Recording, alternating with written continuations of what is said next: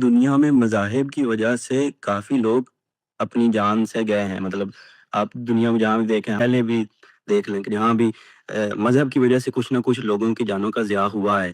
تو اگر مطلب ایک ایتھیسٹ اگر یہ کوشچن کرتا ہے کہ اگر دنیا میں یہ جو نظریاتی فرق ہے مذاہب کو لے کے، اگر یہ نہ ہوتا تو شاید اتنے لوگ نہ مرتے۔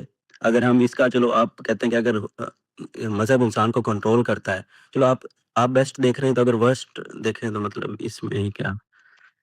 تو آپ لوگ کر لیں، اگر آپ لوگ مذہب کا خاتمہ کر کے امن و امان پیدا کر سکتے ہیں، جو بھی ملحدین ہیں کر لیں، کس نے روکا آپ لوگوں کو؟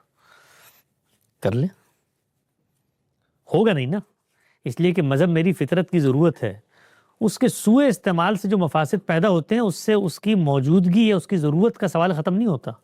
سوء استعمال تو ہر چیز کا ہوتا ہے دنیا میں، مذہب کا بھی ہوتا ہے بڑے پیمانے پہ، یعنی اس کو بھی مان لیا جائے، اگرچہ یہ ایک بڑا مفروضہ ہے کہ انسانیت کی تاریخ میں آج تک جتنی جنگیں لڑی گئی ہیں اور جتنا کشت و خون کا بازار گرم ہوا ہے، اس میں مذہبی جنگوں کا کیا حاصل ہے اور غیر مذہبی جنگوں کا کیا حاصل ہے۔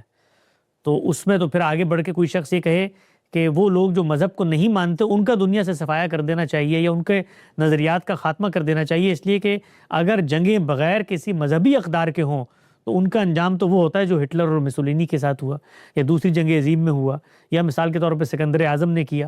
تو یہ سارے لوگ تو مذہب کی کوئی جنگ لے کے تو نہیں نکلے ہوئے تھے۔ دنیا کے اندر یہ جو ہزاروں سالوں سے فاتحین آپس میں لڑتے بھڑتے چلے آئے ہیں، اس میں مذہبی جنگیں بھی ہوئی ہیں، لیکن اگر آپ تناسب نکالیں تو وہ شرح تناسب تو آٹے میں نمک کے برابر بھی نہیں ہے جو مذہبی جنگوں میں ہوتا ہے۔ تو مذہبی جنگ میں تو انسان ایک مذہبی موٹیویشن سے لڑتا ہے اور ایک جگہ تک پہنچا کے رک جاتا ہے اس کو، اور رکنے کے بعد بھی کچھ اور کام ہوتے ہیں جو کہ مذہب کے مطالبات ہوتے ہیں، وہ پورے کرنے پڑتے ہیں۔ تو جنگوں میں مہلت آتی ہے، وقفہ آتا ہے، کچھ اخلاقی اقدار ہوتی ہیں، کوئی عورتوں بچوں کے بارے میں کوئی دین ہدایت جو بھی مذہب آپ فالو کریں دی گئی ہوتی ہے۔ تو جو غیر مذہبی روایات ہیں، تو میرے خیال سے یہ جو معاملے کو دیکھنے کا طریقہ ہے وہ اصل میں پہلے ذہن میں یہ طے کیا جا چکا ہے کہ مذہب تو ہے ہی مین میڈ، اور مذہب تو ہے ہی فساد کی جڑ۔ تو اب جہاں فساد ہوتا ہوا نظر آئے گا تو آپ کہیں کہ یہ تو ہوئی مذہب کی وجہ سے رہا ہے، مذہب کا خاتمہ کر دو دنیا میں امن و امان آ جائے گا۔ تو ایسا نہیں ہوتا بھائی، دنیا میں انسان ہے جس کو اللہ نے ارادہ اختیار دیا ہے، وہ ارادہ اختیار کا ظہور مذہبی انسان سے بھی ہو جاتا ہے، غیر مذہبی انسان سے بھی ہو جاتا ہے۔